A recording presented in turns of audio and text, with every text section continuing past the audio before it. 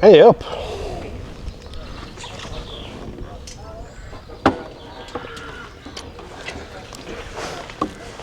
Right, the sentence that I've heard most frequently over the last 2 weeks, in fact, I would say probably 30 or 40 times is, oh look, it's one of those new Royal Enfield 650 Classics. There's no doubt about it.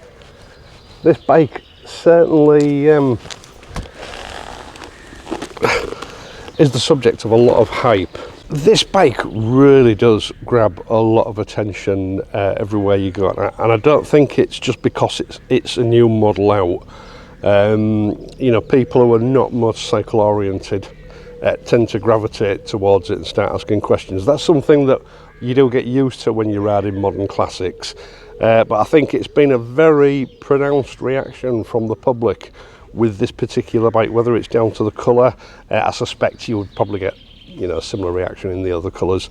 I don't know, but it certainly grabs a lot of attention. Now, just revisiting the rear suspension, I did say that the damping was quite stiff for a solo rider and that it was a lot better with a pillion. Now I've got used to the bike, actually it's not too bad for a solo rider. Royal Enfield certainly sorted out that stiff as a board action that we had with the Super Meteor. It's a lot better, more refined, more comfortable than it was now, without compromising handling, which is important. So yeah, I'm very impressed with the suspension. No complaints with the suspension, front or rear. They've made a really good job of it.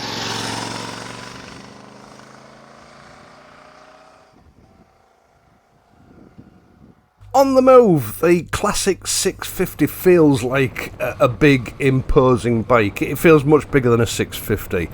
It has a reasonably long wheelbase with a 19-inch wheel at the front and an 18 at the back. A classic wheel configuration. It also provides any bike with some advantages that a lot of people are not aware of. Your smaller 17-inch or even 16-inch wheels at the front will theoretically steer a little bit quicker, but not in a way that you really need them to. In a small way, they do compromise straight line stability, especially if they have a shorter wheelbase.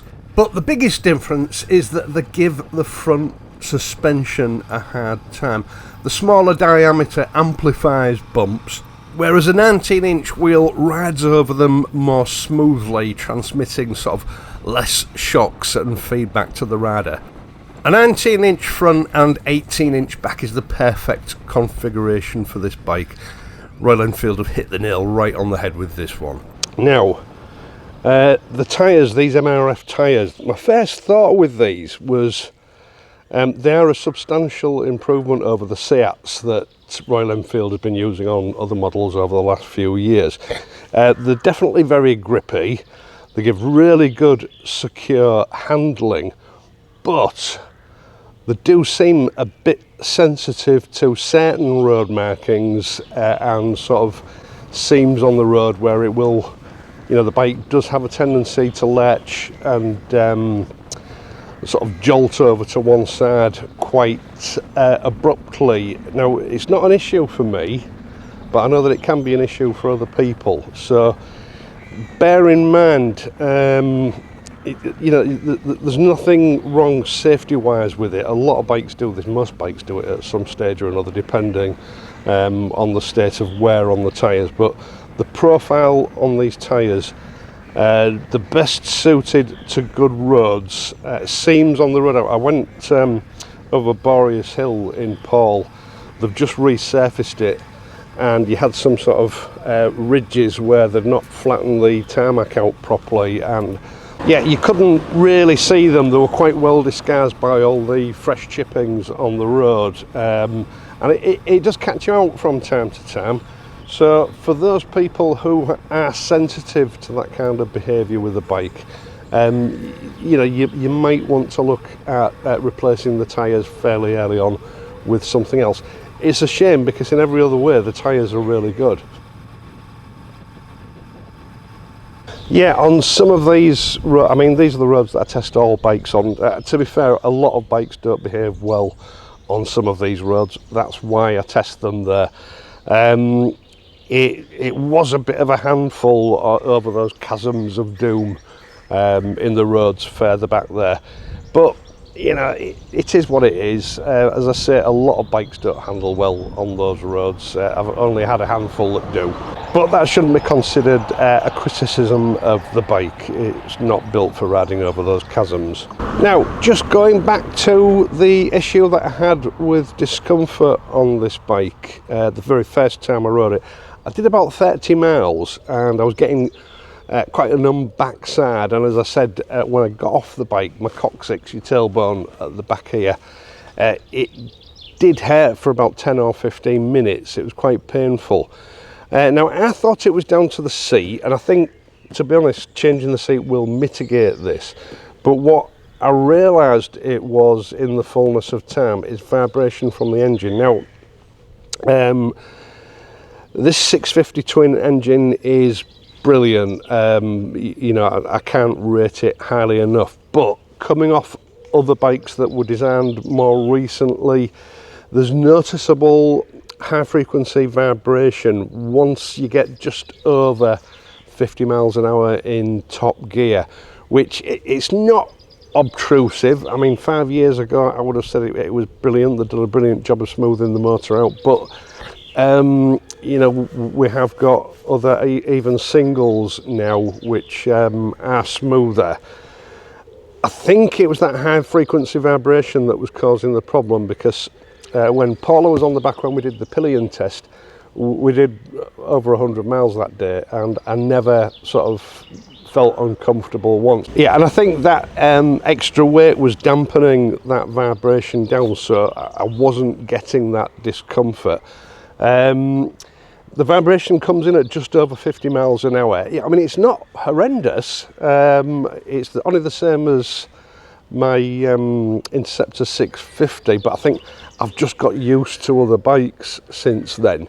And it's with you really right up until 70 miles an hour. So mid to high speed cruising, it could be an issue for some people. I'm not saying it will be. Now, there isn't a comfort seat or touring seat available for this bike yet. I'm pretty sure there is one coming.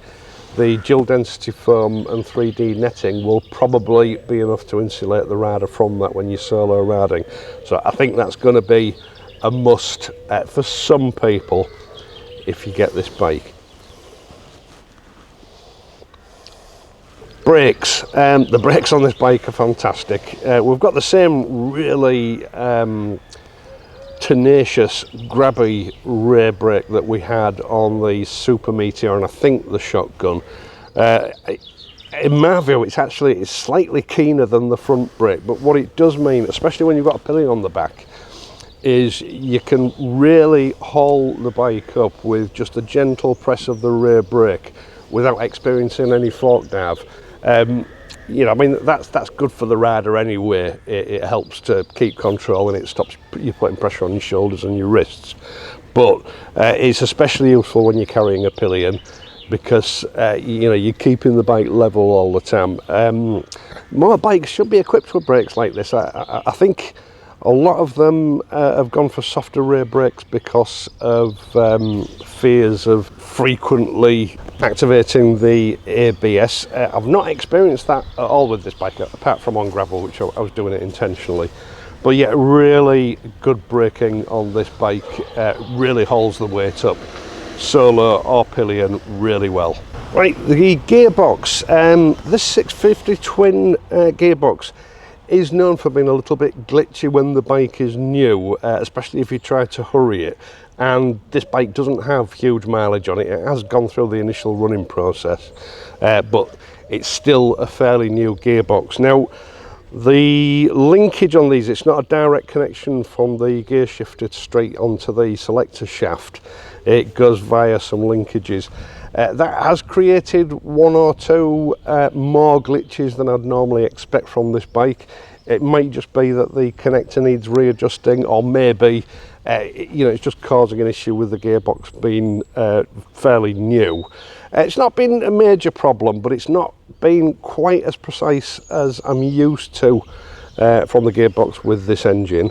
Also, occasionally I've had trouble finding neutral. Not big issues. I expect all of these things to sort of iron themselves out as the motor gets more miles on it. But it is just something to be aware of when you buy this bike. Don't think that there's a problem with the gearbox. It is just an idiosyncrasy of this gearbox when they're new, especially if you try to rush the gearbox.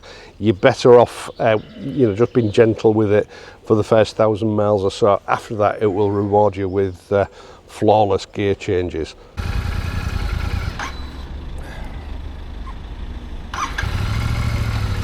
Now, seating position, as I've said, I'm a 29-inch inside leg.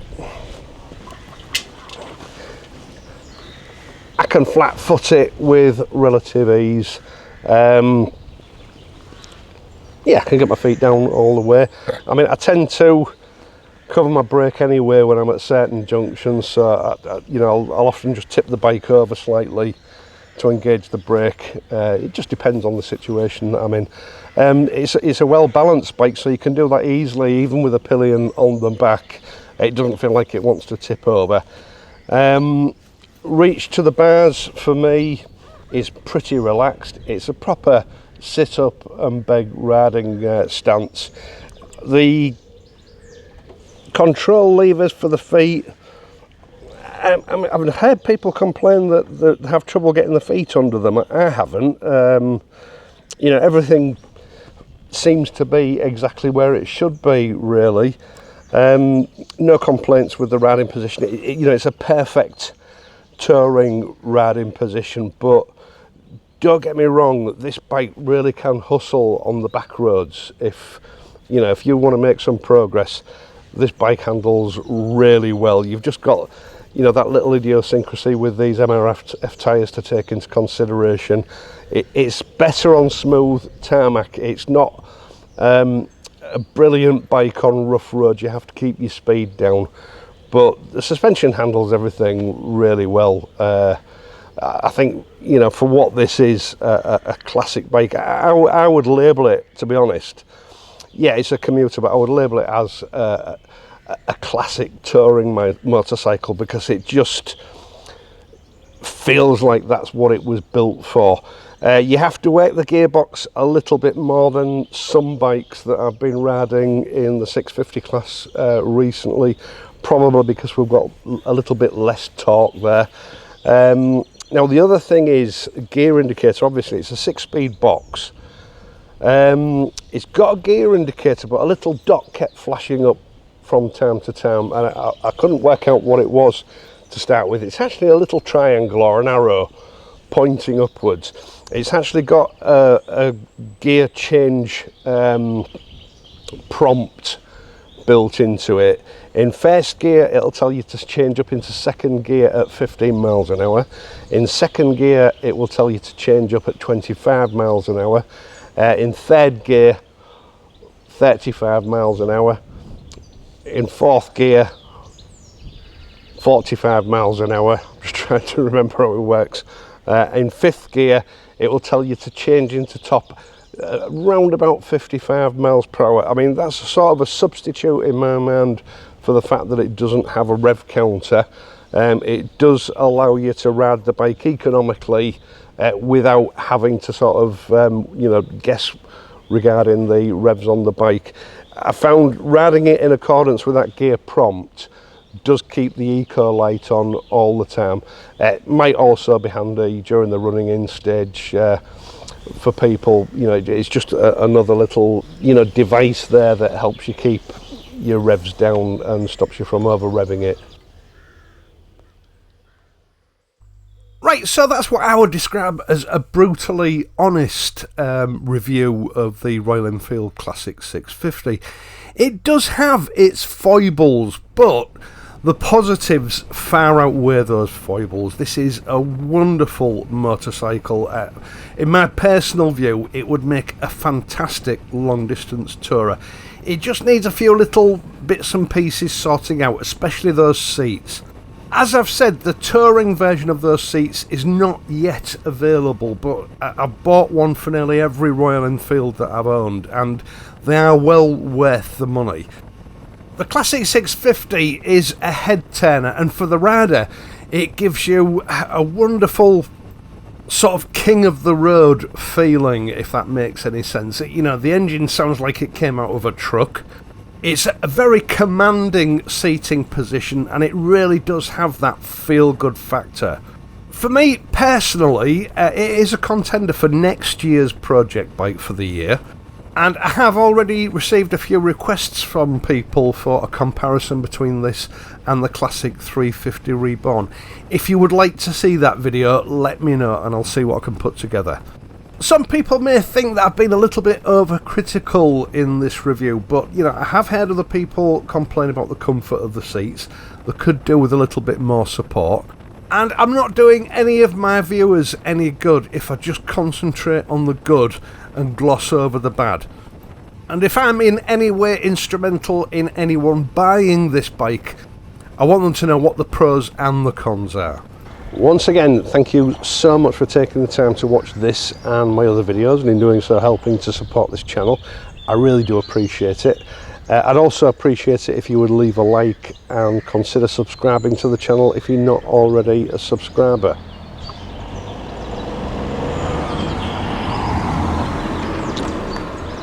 There are other ways that you can assist the channel via my Patreon page or PayPal donations, or you can use the super thanks button down there in the right hand corner. It's not essential, I just see it as a tipping jar. If you think it's worth it, leave a tip. If you don't have to. I'm of course going to be back on Friday, so until then, please ride safely and I'll see you soon. Got to be an easier way of making a living than this.